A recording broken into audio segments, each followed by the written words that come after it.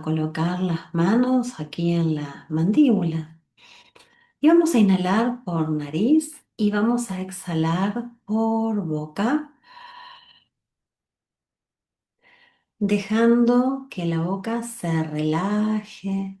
sin empujar, solamente acompañamos así unas 5 veces.